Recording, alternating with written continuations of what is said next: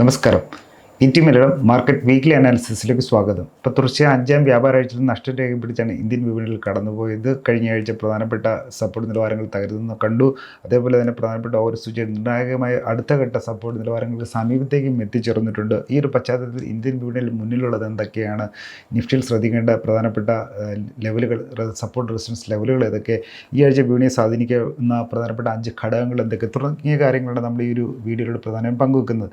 അപ്പം നമുക്കതിന് മുന്നോടി ആദ്യം കഴിഞ്ഞ ആഴ്ചയിൽ വിപണിയുടെ ഒരു പ്രകടനത്തിന് വിശകലനം നോക്കുകയാണെങ്കിൽ നിഫ്റ്റി ഇപ്പം വെള്ളിയാഴ്ച 24,565 വന്ന് ക്ലോസ് ചെയ്തിരിക്കുന്നത്. സെൻസെക്സും 80,600 എന്ന നിലവാരങ്ങളിലാണ് വെള്ളിയാഴ്ച ക്ലോസ് ചെയ്തത്. അതായത് വീക്ക്ലി ബേസിസിൽ നോക്കുമ്പോൾ കഴിഞ്ഞ ആഴ്ച 1% നഷ്ടം ഈ രണ്ട് പ്രധാനപ്പെട്ട ഓരോ സൂചികകളിലും രേഖപ്പെടുത്തിയിട്ടുണ്ട്. അങ്ങനെ തുടർച്ച 5ാമത്തെ വ്യാപാരാഴ്ചയിലാണ് നഷ്ടം രേഖപ്പെടുത്തിയാണ് ഇന്ത്യൻ വിപണി കടന്നു പോകുന്നത്. ഇതിപ്പോൾ കഴിഞ്ഞ 2 വർഷത്തിനിടയിൽ ഏറ്റവും തുടർച്ചയായി ആഴ്ചകളിൽ നഷ്ടം രേഖപ്പെടുത്തുന്ന ഒരു കാലം കൂടിയാണിത്. 2023 ശേഷം ആദ്യമായിട്ടാണ് 5 ആഴ്ചകൾ തുടർച്ചയായിട്ട് പ്രധാനപ്പെട്ട ഓരോ സൂചികളായ സെൻസെക്സും നിഫ്റ്റിയും വീക്ക്ലി ബേസിസിൽ നഷ്ടം രേഖപ്പെടുത്തി കടന്നു പോകുന്നത്. ഇതോടെ തന്നെ പറയുകയാണെങ്കിൽ നിർണായക ഒരു ഘട്ടത്തിലേക്കാണ് ആഭ്യന്തര വിപണി എത്തിച്ചേർന്നിരിക്കുന്നത് പറയാം. അപ്പോൾ ഇത് നോക്കുകയാണെങ്കിൽ കഴിഞ്ഞ ആഴ്ച വിപണിയെ സ്വാധീനിച്ചിട്ടുള്ള അല്ലെങ്കിൽ പ്രധാനപ്പെട്ട ഒരു ഗ്ലോബലായിട്ടും ഡൊമസ്റ്റിക്കായിട്ടും, അതായത് ആഭ്യന്തര വിദേശ ഘടകങ്ങൾ വിപണിയെ പ്രതികൂലമായി സ്വാധീനിച്ചിരുന്നത് US താരിഫ് ഉണ്ട്, ഡോളർ ശക്തമാകുന്നതിനെ തുടർന്ന് രൂപയുടെ വിനിമയ മൂല്യം ശോഷിക്കുന്നതുണ്ട്, FIIസിൻ്റെ സെല്ലിംഗ് ഉണ്ട്, കോർപ്പറേറ്റ് ഏണിങ്സ് 1ാം പാദ ഫലങ്ങളിൽ നിന്ന് വിപണി പ്രതീക്ഷിച്ചത്ര ഒരു പോസിറ്റീവ് ട്രിഗർ ലഭിക്കാതിരിക്കുന്നതിനെ തുടർന്നുള്ള ഒരു വീക്ക്നെസ് ഉണ്ട്. ഇതൊക്കെയാണ് ഇന്ത്യൻ ഓഹരി വിപണിയിൽ പ്രധാനമായിട്ടും കഴിഞ്ഞ ആഴ്ച ഒരു പ്രതികൂലമായി സ്വാധീനിച്ച ഘടകങ്ങൾ.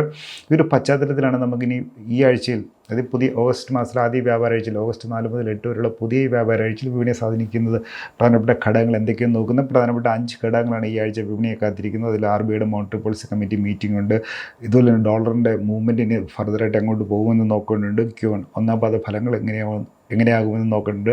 ട്രംപ് താരിഫിൻ്റെ അതിൻ്റെ ഒരു ഇമ്പാക്റ്റ്, അതിൻ്റെ ബാക്കിയുള്ള ഡിപ്ലോമാറ്റിക് ഡെവലപ്മെൻറ്റ്സ് എങ്ങനെയുണ്ടെന്നുള്ളത് നോക്കേണ്ടതുണ്ട്. അതുപോലെ തന്നെ FII സെൽ ഓഫ് ഇനി എങ്ങനെയായിരിക്കും എന്നുള്ള കാര്യങ്ങളുമാണ് ഈ ഒരു ആഴ്ചയിൽ, അതായത് ഓഗസ്റ്റ് ആദ്യ വ്യാപാരാഴ്ച വിപണിയെ കാത്തിരിക്കുന്നത്. അപ്പോൾ ഇതിൻ്റെ ഒരു വിശദാംശങ്ങൾ നമുക്ക് നോക്കാം. അപ്പോൾ ഈ ആഴ്ചയിൽ പ്രധാനപ്പെട്ട 5 ഘടകങ്ങളിൽ ഏറ്റവും അല്ലെങ്കിൽ വിപണിയെ സ്വാധീനിക്കുമെന്ന് നമ്മൾ ഏറ്റവും നോക്കുന്നത് RBIയുടെ മോണിറ്ററി പോളിസി കമ്മിറ്റി മീറ്റിംഗ് ആണ്. അപ്പം ഓഗസ്റ്റ് 4 മുതൽ 6 വരെയാണ് മുംബൈയിൽ റിസർവ് ബാങ്കിൻ്റെ ആസ്ഥാനത്ത് മോണിറ്ററി പോളിസി കമ്മിറ്റി പണനയ അവലോകന സമിതിയുടെ യോഗം ചേരുന്നത്. ഓഗസ്റ്റ് 6 ബുധനാഴ്ചയായിരിക്കും ഇത് സംബന്ധിച്ച പലിശ നിരക്കുകൾ, അടിസ്ഥാന പലിശ നിരക്കായ റിവേഴ്സ്, അതായത് രാജ്യത്തെ പലിശ നിരക്കുകളെ സ്വാധീനിക്കുന്ന അടിസ്ഥാന പലിശ നിരക്കായ റിപ്പോ നിരക്കുകൾ കുറവുണ്ടാകുമോ ഇല്ലയോ എന്നുള്ളത് റിസർവ് ബാങ്ക് ഗവർണർ പ്രഖ്യാപിക്കുക. അപ്പം 25 ബേസിസ് പോയിൻറ്റ്സിൻ്റെ കട്ടുണ്ടാകുമെന്ന് പൊതുവെ പ്രതീക്ഷിക്കപ്പെടുന്നുണ്ട്. പക്ഷേ എന്നിരുന്നാലും അങ്ങനെ സംഭവിക്കുന്നുണ്ടെങ്കിൽ അത് മാറേണ്ട സംഭവം, അതായത് പോസിറ്റീവ് ഘടകമാണ്. തീർച്ചയായിട്ടും ഈ ഒരു അടുത്ത മാസത്തോടുകൂടി തന്നെ, ഈ മാസത്തിൻ്റെ പകുതിക്ക് ശേഷം തുടങ്ങുകയാണെങ്കിൽ രാജ്യത്ത് തന്നെ ഉത്സവ സീസൺ ആരംഭിക്കുകയാണ്. അപ്പോൾ അതിന് മുന്നോടിയായിട്ട് വരുന്ന ഒരു റേറ്റ് കട്ട് എന്ന് പറയുന്നത് ക്രെഡിറ്റ് ഗ്രോത്തിനെയും ഡിമാൻഡിനെയും ബൂസ്റ്റ് ചെയ്യുന്നൊരു ഘടകമാണ്. അത് നോക്കുമ്പോൾ ഡൊമസ്റ്റിക് മാർക്കറ്റിനെ ഒരു പോസിറ്റീവായിട്ട് സ്വാധീനിക്കുന്ന ഒരു ഘടകം തന്നെയാണ്. സ്റ്റേറ്റ് ബാങ്ക് ഓഫ് ഇന്ത്യയൊക്കെ കഴിഞ്ഞ ആഴ്ച വന്ന ഒരു റിപ്പോർട്ടിൽ പോലും ഏർലി ദീപാവലി നേരത്തെ തുടങ്ങും. അതായത് റിസർവ് ബാങ്കിൻ്റെ ഭാഗത്ത് നിന്ന് 25 BPS അല്ലെങ്കിൽ 0.25% റിപ്പോ നിരക്കിൽ കുറവുണ്ടാക്കുകയാണെങ്കിൽ അതൊരു ഏർലി ദീപാവലി നേരത്തെ എത്തി എന്നുള്ള പ്രതീതി സൃഷ്ടിക്കുമെന്നാണ് ഉള്ള പ്രതികരണങ്ങളൊക്കെ നമ്മൾ ഫിനാൻഷ്യൽ എക്സ്പെർട്സിൻ്റെ ഭാഗത്ത് നിന്ന് കണ്ടു. ഇപ്പോൾ എന്തായാലും ഓഗസ്റ്റ് 6 ബുധനാഴ്ച ആയിരിക്കും RBIയുടെ തവണത്തെ മോണിറ്ററി പോളിസി കമ്മിറ്റിയുടെ മീറ്റിങ്ങിൻ്റെ തീരുമാനം പ്രഖ്യാപിക്കുക. 25 BPS റേറ്റ് കുറയ്ക്കുന്നുണ്ടെങ്കിൽ അത് മാർക്കറ്റിനെ തീർച്ചയായിട്ടും സ്വാധീനിക്കുന്ന ഘടകത്തിൻ്റെ, പ്രത്യേകിച്ച് ബാങ്കിങ് സെക്ടറിനെ. ഇപ്പോൾ നമ്മൾ നേരത്തെ കണ്ട Q1 റിസൾട്ട്സിലൊക്കെ നോക്കുമ്പോൾ താരതമ്യേന വലിയ ഇതിൽ കയറാൻ പറ്റിയില്ലെങ്കിൽ പോലും ഫ്ലാറ്റായിട്ടുള്ള പെർഫോമൻസ്, അതായത് താഴേക്ക് പോകാതെ നിൽക്കുന്ന ഒരു കൂട്ടം ഓഹരികളാണ് ഓഹരികൾ, പ്രത്യേകിച്ചും പ്രൈവറ്റ് ബാങ്കുകൾ. അതിൽ ഈ പ്രൈവറ്റ് ബാങ്കുകൾ മിക്കതുമൊക്കെ ഹെവി വെയ്റ്റ് ഇൻഡെക്സ് സ്റ്റോക്കിലൂടെയാണ്. അപ്പോൾ അതുകൊണ്ട് തന്നെ ഒരു റേറ്റ് കട്ട് ഉണ്ടാകുന്നത് മാർക്കറ്റിൻ്റെ ഒരു മൂഡ് മാറ്റാൻ പറ്റുന്നൊരു ഘടകം തന്നെയാണ് ഇൻഡെക്സിൻ്റെ പെർഫോമൻസിലും. അതേസമയം ഒരു റേറ്റ് കട്ടിനുള്ള സാധ്യത ഒരുപക്ഷെ ഈ ഒരു ട്രംപ് താരിഫ്, US-ൻ്റെ ഒരു അധിക ഇറക്കുമതി തീരുമാനമൊക്കെ ചുമത്തിയ പശ്ചാത്തലത്തിലും യുക്രൈൻ റഷ്യ വാർ, അങ്ങനെ പല ജിയോ പൊളിറ്റിക്കൽ റിസ്ക് ഘടകങ്ങൾ വീണ്ടും ഉയരുന്നതിൻ്റെ പശ്ചാത്തലത്തിൽ ഇത്തവണത്തെ ഒരു മോണിറ്ററി പോളിസി കമ്മിറ്റിയിൽ റിപ്പോ റേറ്റ് അൺചേഞ്ച്ഡായി പോകാനുള്ള സാധ്യതകളുമുണ്ട്. പോസിറ്റീവ് ആണെങ്കിലുള്ള കാര്യങ്ങളാണ് ഇത് സൂചിപ്പിച്ചത്. അതുപോലെ തന്നെ രണ്ടാമത് നോക്കേണ്ടത് ഡോളറിൻ്റെ സ്ട്രെങ്ത്, അതായത് ഒരു നോക്കുകയാണെങ്കിലും ഡോളർ ഇൻഡെക്സ് അത് US-യുമായിട്ട് ട്രേഡ് ചെയ്യപ്പെടുന്ന പ്രധാനപ്പെട്ട 6 രാജ്യങ്ങളുടെ കറൻസികളുടെ കറൻസികളുടെ ഒരു കൂട്ടവുമായിട്ടുള്ള കമ്പയർ ചെയ്തിട്ട് ഡോളറിൻ്റെ വിനിമയ മൂല്യം നിശ്ചയിക്കുന്നതാണ് ഡോളർ ഇൻഡെക്സ് എന്ന് പറയുന്നത്. അപ്പം ഡോളർ ഇൻഡെക്സ് കഴിഞ്ഞ ആഴ്ച നോക്കുമ്പോൾ 2.5% വർധന രേഖപ്പെടുത്തിയിട്ടുണ്ട്. 100 എന്നുള്ള ഒരു നിലവാരവും മറികടന്നിട്ടുണ്ട്. അതൊരു 2 മാസത്തെ ഉയർന്ന നിലവാരമാണ്. അതേപോലെ തന്നെ കഴിഞ്ഞ 3 വർഷത്തിനിടയിൽ ആദ്യമായിട്ടാണ് ഡോളർ ഇൻഡെക്സ് ഇത്രയധികം ശക്തമായ ഒരു വീക്ക്ലി ബേസിസിലുള്ള ഒരു നേട്ടം രേഖപ്പെടുത്തുന്നതും. അപ്പം ഡോളറിൻ്റെ ശക്തി വർദ്ധിക്കുമ്പോൾ രൂപയുടെ വിനിമയ മൂല്യം ശോഷിക്കും, അല്ലെങ്കിൽ രൂപ ദുർബലപ്പെടും. ഇത് ഫോറിൻ ഇൻസ്റ്റിറ്റ്യൂഷണൽ ഇൻവെസ്റ്റേഴ്സ് അല്ലെങ്കിൽ വിദേശ നിക്ഷേപകരെ അവരുടെ സെല്ലിങ്ങിനെ പ്രേരിപ്പിക്കുന്ന ഒരു ഘടകം തന്നെയാണ്. മാത്രമല്ല മാക്രോ എക്കണോമിക് ആയിട്ടുള്ള ഇമ്പാക്റ്റുകളുമുണ്ട്. ഇന്ത്യയുടെ ഇറക്കുമതി ചെലവ് കൂടും, അല്ലെങ്കിൽ വിദേശത്തു നിന്നുള്ള ഒരു ഫോറിൻ കറൻസി ബോറോയിങ്ങിനെയൊക്കെ ഒരു നെഗറ്റീവായിട്ട് ബാധിക്കുന്ന ഘടകങ്ങൾ തന്നെയാണ്.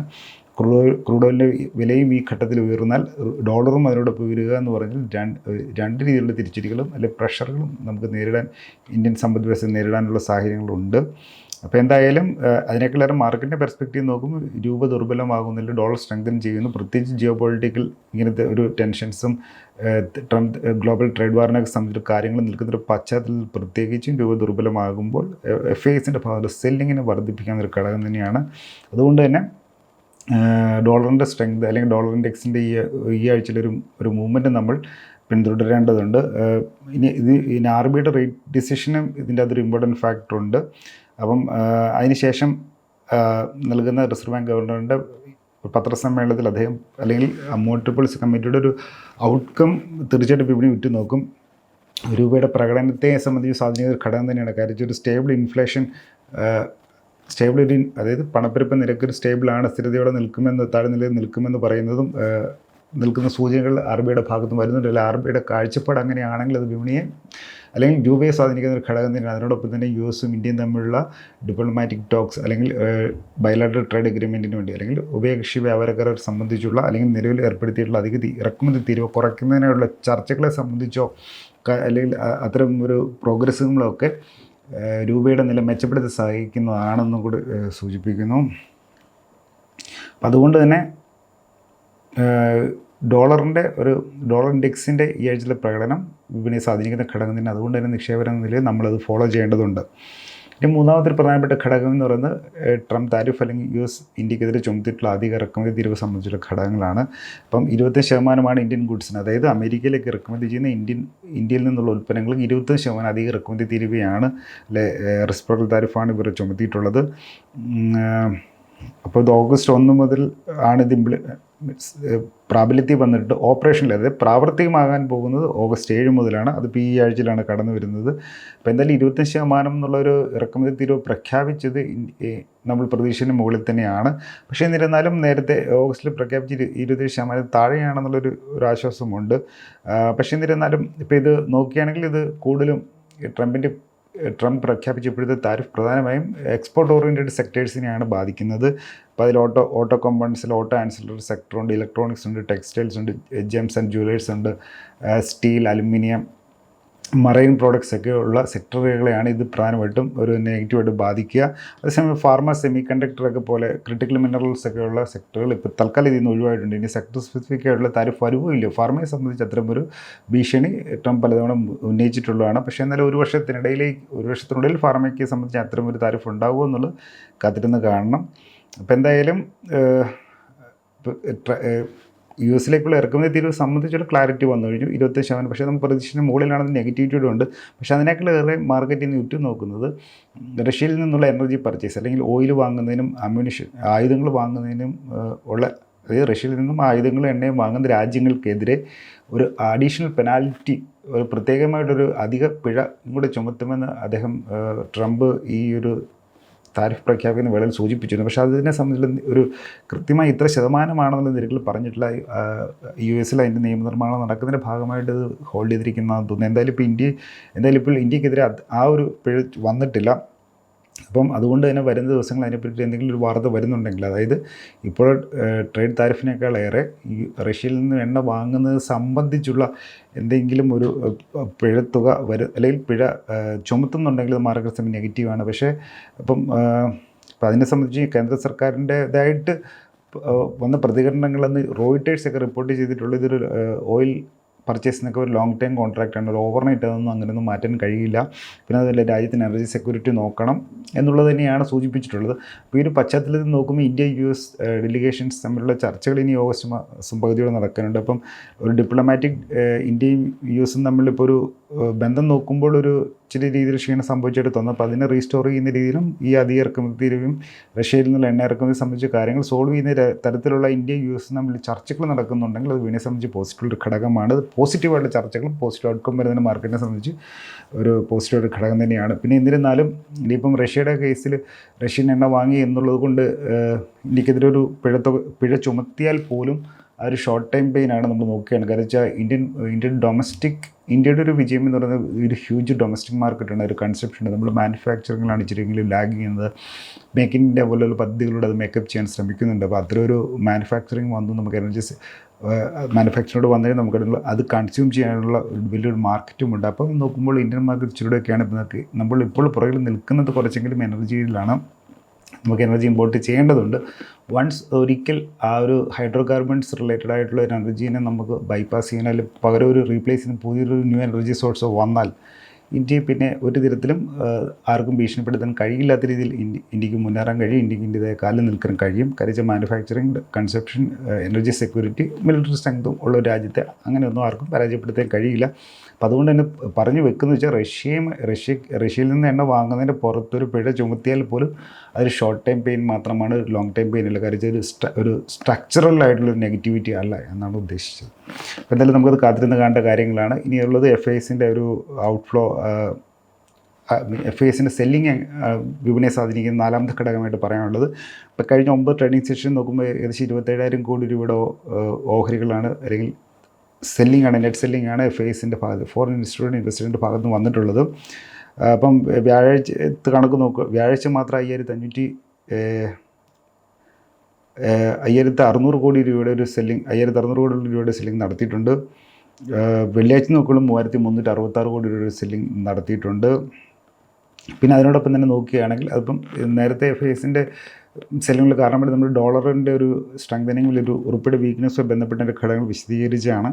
അപ്പോൾ ഇവിടെ നോക്കുമ്പോൾ ഇപ്പോൾ ഈ ഒരു പുൾ ബാക്ക്, ഇപ്പോഴത്തെ ഒരു തിരിച്ചിട്ട് നോക്കുമ്പോഴും അതിനോടൊപ്പം തന്നെ FISൻ്റെ ഒരു ബെയറിഷ് പൊസിഷനിങ് കൂടുന്നത് നമുക്ക് നോട്ട് ചെയ്യേണ്ടതുണ്ട്. ഇപ്പോൾ FISൻ്റെ ഫോറിൻ ഇൻസ്റ്റിറ്റ്യൂഷൻ അല്ലെ FPയിലെ ഫോറിൻ ഇൻസ്റ്റിറ്റ്യൂഷണൽ ഇൻവെസ്റ്റേഴ്സിൻ്റെ ലോങ് ഷോർട്ട് റേഷ്യോ നമുക്ക് 10-90 എന്നാണ്. അതായത് 90% FISും ഒരു ഷോർട്ട് സൈഡിലാണ് ഉള്ളത്. ഇത് 2023 മാർച്ചിന് ശേഷം നോക്കുമ്പോൾ ഉയർന്ന നിലവാരമാണ് ഓഗസ്റ്റ് സീരീസിൽ വെച്ച് നോക്കുമ്പോൾ. അപ്പം അതിനുള്ള ഗ്ലോബൽ ഘടകങ്ങൾ തന്നെയാണ് ഇതിനെ പ്രേരിപ്പിക്കുന്നത്. അപ്പോൾ അതിൽ നിന്നും വിടുതൽ നൽകുന്ന രീതിയിൽ എന്തെങ്കിലും ഒരു പോസിറ്റീവ് ഫാക്ടേഴ്സ് കടന്നു വരികയാണ് ഇതിലേക്ക് ഒരു മാറ്റം വരും. അങ്ങനെ ഉണ്ടെങ്കിൽ ഷോർട്ട് കവറിങ് മാർക്കറ്റിനെ മുന്നോട്ട് നയിക്കാൻ പറ്റുന്ന ഘടകമായി മാറും. അതുകൊണ്ട് തന്നെ FISൻ്റെ ആക്ടിവിറ്റി ഫോളോ ചെയ്യുന്നത് ഉപകാരപ്പെടുമെന്ന് കരുതുന്നു. ഇനി അഞ്ചാമതായിട്ടുള്ളത് Q1 റിസൾട്ടുകളാണ്. അപ്പോൾ അതിന് ഈ ആഴ്ചയിലും കുറേയധികം കമ്പനികൾ റിസൾട്ട് പ്രഖ്യാപിക്കുന്നുണ്ട്. ഇപ്പോൾ ഇതുവരെ നോക്കുമ്പോൾ പല മേജർ സ്റ്റോക്കുകളും റിസൾട്ട് വന്നതിന് ശേഷം നെഗറ്റീവ്ലിയാണ് പെർഫോം ചെയ്തിട്ടുള്ളത്. ഗ്ലോബൽ ഫാക്ടേഴ്സ് ഉണ്ട്, പ്രതീക്ഷിക്കാത്ത ഉയരാത്തതുമുള്ള പല ഘടകങ്ങളുണ്ട്. ഇപ്പോൾ നോക്കുകയാണെങ്കിൽ നിഫ്റ്റി IT ഒക്കെ 10% കഴിഞ്ഞൊരു മാസത്തിനുള്ളിൽ കറക്റ്റ് ചെയ്തിട്ടുള്ളത്. അതേസമയം നിഫ്റ്റി ബാങ്ക് താരതമ്യേന ഒരു പിടിച്ചു നിൽക്കുന്നുണ്ടെങ്കിൽ ബ്രോഡ്ലി ഫ്ലാറ്റാണെന്ന് നമുക്ക് പറയാം. അപ്പോൾ അതിന് പ്രധാനപ്പെട്ട കാര്യം നോക്കുമ്പോൾ പ്രൈവറ്റ് ബാങ്ക് സ്റ്റോക്കുകളിൽ നോക്കുമ്പോൾ അവർ Q1 പ്രോഫിറ്റ് ഗ്രോത്ത് മിക്കവർക്ക് ഇടിഞ്ഞിട്ടുണ്ട്, അല്ലെങ്കിൽ ഒരു 3% സിംഗിൾ ഡിജിറ്റിലുള്ള ഒരു പ്രോഫിറ്റ് ഗ്രോത്താണ് ഉണ്ടായിട്ടുള്ളത്. 3% താഴെയുള്ള ഗ്രോത്താണ് ശരാശരി നോക്കുമ്പോൾ ഇന്ത്യയിലെ ടോപ്പ് 9 പ്രൈവറ്റ് ബാങ്ക്സിൻ്റെ ഒരു കമ്പയർ ചെയ്ത് നോക്കുമ്പോൾ കാണാനാകുന്നത്. അതും പിന്നെ ഒരു എക്കണോമിക് ആക്ടിവിറ്റിയുടെ ഗ്ലോബൽ ഫാക്ടേഴ്സൊക്കെയാണ് സെന്റിമെൻറ്റ്സിനെ ബാധിച്ചിട്ടുള്ളത്. ഇപ്പോൾ എന്തായാലും Q1 റിസൾട്ടുകൾ നോക്കുക. കൈവശമുള്ള ഓഹരികളാണെങ്കിൽ അതിൻ്റെ റിസൾട്ടുകൾ വരുന്നതിന് മുന്നേ അതുമായി ബന്ധപ്പെട്ടുള്ള റിപ്പോർട്ടുകൾ കിട്ടുമെന്ന് നോക്കുക. മികച്ച ഒരു റിസൾട്ടാണ് വന്നിരിക്കുന്നത് നോക്കുക. അപ്പോൾ അതിനനുസരിച്ചുള്ള പ്രതിഫലനം സ്റ്റോക്ക് സ്പെസിഫിക്കായിട്ടുള്ള ആക്ഷൻസ് ഈ ആഴ്ചയിൽ ഉണ്ടാകാമെന്നാണ് സൂചിപ്പിച്ചത്. ഇനി നമുക്ക് വിപണിയുടെ ഈ ആഴ്ച സാധ്യതകൾ നോക്കുകയാണെങ്കിൽ, ഇപ്പം വെള്ളിയാഴ്ചത്തെ ഒരു കാര്യം നോക്കുകയാണെങ്കിൽ, അപ്പം അതായത് വ്യാഴാഴ്ചയും വെള്ളിയാഴ്ചയും മാർക്കറ്റ് തിരിച്ചടി നേരിട്ടുകൊണ്ടാണ് ക്ലോസ് ചെയ്തത്. കഴിഞ്ഞ ആഴ്ചയിൽ വ്യാഴാഴ്ചയും വെള്ളിയാഴ്ചയും തിരിച്ചടി നേരിട്ടുകൊണ്ട് തന്നെ ക്ലോസ് ചെയ്തിട്ടുള്ളത്. വ്യാഴാഴ്ച നമുക്ക് ഒരു വോൾട്ടാലിറ്റി കൂടുന്നത് കണ്ടു. അപ്പം ഫ്രൈഡേയിലും അതേപോലെ തന്നെ ഒരു ഷാർപ്നെസ്, അല്ലെങ്കിൽ വീക്ക്നെസ് ശക്തിപ്പെടുന്ന അല്ലെങ്കിൽ ദുർബലത പ്രകടമായിരുന്നു. ഒരു വോൾട്ടൈൽ സെഷൻ തന്നെ വെള്ളിയാഴ്ചയും ഉണ്ടായിരുന്നു. അങ്ങനെ വെള്ളിയാഴ്ച 203 പോയിൻറ്റ് താഴെ തന്നെ ക്ലോസ് ചെയ്തിരിക്കുന്നത്. അപ്പം വെള്ളിയാഴ്ച നോക്കുമ്പം ഒരു സെക്കൻഡ് ഹാഫിൽ ഇൻഡെക്സ് ഹെവി വെയ്റ്റ് ഇൻഡെക്സ് ഓവറുകളുടെ ഒരു സെല്ലിംഗ് പ്രഷറാണ് നിഫ്റ്റിയെ പ്രധാനപ്പെട്ട സപ്പോർട്ട് നിലവാരങ്ങൾ തകർക്കാൻ പ്രേരിപ്പിച്ചൊരു ഘടകം. അപ്പം നോക്കുകയാണെങ്കിൽ ഇപ്പോൾ കഴിഞ്ഞ ആഴ്ച നിഫ്റ്റി ക്ലോസ് ചെയ്തിരിക്കുന്നത് 24,565 വീക്ക്ലി ബേസിസ് നോക്കുമ്പോൾ 1% നഷ്ടം കാണിക്കുന്നു. അപ്പം അതായത് ഈ കഴിഞ്ഞ ആഴ്ചയിൽ അതിന് തൊട്ട് മുന്നത്തെ വ്യാപാര ആഴ്ചയിൽ 24,800 25,200 എന്നുള്ള ആ ഒരു ട്രേഡിംഗ് റേഞ്ചിൽ ഒരു കൺസോൾട്ടേഷൻ റേഞ്ചിന് റീസെൻ്റ് ആയിട്ടുള്ള കൺസോൾട്ടേഷൻ റേഞ്ചിന് ഇൻഡെക്സ് DCCയിൽ ബ്രേക്ക് ചെയ്തതായിട്ട് നമുക്ക് ഇതിലൂടെ കാണാം, അല്ലെങ്കിൽ ശക്തിയോടെ ഭേദിച്ച് താഴേക്ക് വന്നതായി കാണാം. വെള്ളിയാഴ്ചത്തെ നോക്കിയാണെങ്കിൽ ഒരു ലോങ് നെഗറ്റീവ് ക്യാൻഡിലാണ് ഡെയിലി ചാർട്ടിൽ ഉണ്ടായിട്ടുള്ളത്. അപ്പം തൊട്ട് മുന്നത്തെ സെഷനിൽ ഒരു ലോങ് ബുൾ ക്യാൻഡിൽ ഉണ്ടായതിന് ശേഷം അതിനടുത്തുള്ള ദിവസം ഒരു ന്യൂ സിംഗ് ലോങ് കൂടെ വന്നേക്കുന്നത് ടെക്നിക്കലി പറയുകയാണെങ്കിൽ അതൊരു മാർക്കറ്റിൻ്റെ ഒരു വീക്ക്നെസ്സിനെ ഒരു ഇൻഹറൻ്റ് ആയിട്ടുള്ള വീക്ക്നെസ്സിനെ സൂചിപ്പിക്കുന്ന ഘടകം തന്നെയാണ്. ഇപ്പം നിഫ്റ്റി ഇപ്പം എത്തിച്ചേർന്നിരിക്കുന്ന 24,500 എന്ന സപ്പോർട്ട് നിലവാരത്തിൻ്റെ സമീപമാണ്. 2020 അതായത് കഴിഞ്ഞ ജൂണിലും മെയിലും ഒരു മൾട്ടിപ്പിൾ സിംഗ് ലോ വന്നിരിക്കുന്ന ഒരു ഏരിയയാണ് 24,450 24,500 എന്നുള്ളത്. അപ്പം ഇവിടെ നിന്നൊരു ഈ സപ്പോർട്ടിൽ നിന്നൊരു സസ്റ്റൈനബിൾ റിക്കവറി ഉള്ളൊരു ശ്രമം ഇതുവരെ കണ്ടിട്ടില്ല. അങ്ങനെയെങ്കിൽ ഒരു ഇപ്പോൾ ഡെയിലി ചാർട്ടിൽ നോക്കുമ്പോഴും bearish lower high lower low pattern കാണാം. ഇതെല്ലാം സൂചിപ്പിക്കുന്നത് ഒരു മാർക്കറ്റിലെ വീക്ക്നെസ്സിനെ തന്നെയാണ്. ഇപ്പോൾ വീക്ക്ലി ചാർട്ടിൽ നോക്കുമ്പോഴും നിഫ്റ്റി ഒരു റീസണബിൾ നെഗറ്റീവ് ക്യാൻഡിൽ തന്നെയാണ് ഫോം ചെയ്തിട്ടുള്ളത്. അപ്പോൾ തുടർച്ച അഞ്ചാമത്തെ ഒരു ബെയറിഷ് ക്യാൻഡിലാണ് ഈ ഒരു ചാർട്ടിൽ കാണാനാകുന്നത്. അപ്പോൾ അതുകൊണ്ട് തന്നെ കഴിഞ്ഞ മാസം ഉണ്ടായിരിക്കുന്ന ഒരു റേഞ്ച് ബ്രേക്ക് ഔട്ടിൻ്റെ കംപ്ലീറ്റ് ആയിട്ട് നെഗേറ്റ് ചെയ്യപ്പെട്ടിട്ടുണ്ട് നമുക്ക് പറയാം. അങ്ങനെ മാർക്കറ്റ് 24,600 എന്നുള്ള ഒരു സപ്പോർട്ട് നിലവാരം തകർത്തു. അപ്പം നിഫ്റ്റി 24,600 താഴെ ഒരു ക്ലോസ് ചെയ്തിരിക്കുന്നത് ഒരു ഷോർട്ട് ടൈം സ്ട്രക്ചർ നെഗറ്റീവ് ആണെന്ന് തന്നെയാണ് സൂചിപ്പിക്കുന്നത്. ഒരു ഫർദർ അതായത് ഇവിടുന്ന് ഒരു സ്ട്രോങ് റീബൗണ്ടിനുള്ള സാധ്യതകൾ ഉരുത്തിരിയുന്നില്ലെങ്കിൽ കൂടുതൽ താഴേക്ക് പോകുമെന്നുള്ളതാണ് ആ ഒരു ക്ലോസിൽ നിന്നും മനസ്സിലാകുന്നത്. ഇനി ഈ ആഴ്ചയിലേക്ക് പറയുകയാണെങ്കിൽ 24,500 താഴേക്ക് ഡിസിസീവായിട്ട് ബ്രേക്ക് ചെയ്ത് ക്ലോസ് ചെയ്യുന്നുണ്ടെങ്കിൽ നിഫ്റ്റി കൂടുതൽ തിരുത്തൽ നേരിടാനുള്ള സാധ്യതയുണ്ട്. അങ്ങനെയെങ്കിൽ വരുന്ന ദിവസങ്ങളിൽ 24,100 24 നിലവാരങ്ങളിലേക്ക് നിഫ്റ്റി പിന്തള്ളപ്പെടാനുള്ള സാധ്യതയുണ്ട്. മറിച്ച് ഒരു റിക്കവറി ഏതെങ്കിലും ഒരു പോസിറ്റീവ് ന്യൂസ് വന്നിട്ട് അല്ലെങ്കിൽ പോസിറ്റീവ് ട്രിഗർ ലഭിച്ചിട്ടുള്ള റിക്കവറിക്ക് മാർക്കറ്റ് ശ്രമിക്കുന്നുണ്ടെങ്കിൽ 24,800 ആയിരിക്കും ആദ്യത്തെ റെസിസ്റ്റൻസ്. അതിന് മുകളിൽ 24,950 ഉണ്ട്. അതിന് മുകളിൽ നോക്കുകയാണെങ്കിൽ 27,250 വളരെ സ്ട്രോങ് ആയിട്ടുള്ള റെസിസ്റ്റൻസും ഉണ്ട്. അപ്പോൾ 25,500 നിന്നൊരു റിക്കവറി ഉണ്ടാകുകയാണെങ്കിലാണ് തിരിച്ചിട്ടുള്ള സാധ്യത നിലനിൽക്കുന്നത്. മറിച്ച് അത് ബ്രേക്ക് ചെയ്ത് താഴെ ക്ലോസ് ചെയ്യുകയാണെങ്കിൽ 24,000 24,100 നിലവാരങ്ങളിലേക്ക് പിന്തള്ളപ്പെടാനുള്ള സാധ്യത കൂടുതലുണ്ട്. ഈ നാളെ അല്ലെങ്കിൽ തിങ്കളാഴ്ച സാധ്യതകൾ നമുക്ക് നോക്കുകയാണെങ്കിൽ നിഫ്റ്റിയിലെ സെൻറ്റിമെൻറ്റ്സ് നമുക്ക് റിമൈൻസ് വീക്ക് തന്നെയാണെന്ന് ഇപ്പോൾ ഇതിലൂടെ നമുക്ക് മനസ്സിലായിട്ടുണ്ട്. അപ്പം നാളെ ഏഷ്യൻ വിപണിയിൽ നെഗറ്റീവ് ആണെങ്കിൽ 24,400 24,450 നിലവാരങ്ങളിൽ ഒരു ടെസ്റ്റ് ചെയ്യപ്പെടുന്ന ഒരു കറക്ഷനുള്ള സാധ്യത നിൽക്കുന്നു. 24,400 ബ്രേക്ക് ചെയ്ത് ക്ലോസ് ചെയ്യുകയാണെങ്കിൽ മാത്രമാണ് ഒരു ഫർദർ കൂടുതലൊരു സെൽ ഓഫിനുള്ളൊരു സാധ്യത വരിക. അല്ലെങ്കിൽ തീർച്ചയായിട്ടും ഒരു റിക്കവറി നമുക്ക് പ്രതീക്ഷിക്കാം. റിക്കവറിക്കുള്ള സാധ്യത നിലനിൽക്കുന്നുണ്ട്. അങ്ങനെയെങ്കിൽ 24,600 24,650 നിലവാരങ്ങളിലേക്ക് നിഫ്റ്റി മുന്നേറാനുള്ള ഒരു സാധ്യതയുണ്ട്. ശക്തമായ ട്രിഗറാണ് ലഭിക്കുന്നതെങ്കിൽ 24,700 മറികടക്കാനുള്ള സാധ്യതകളുമുണ്ട്.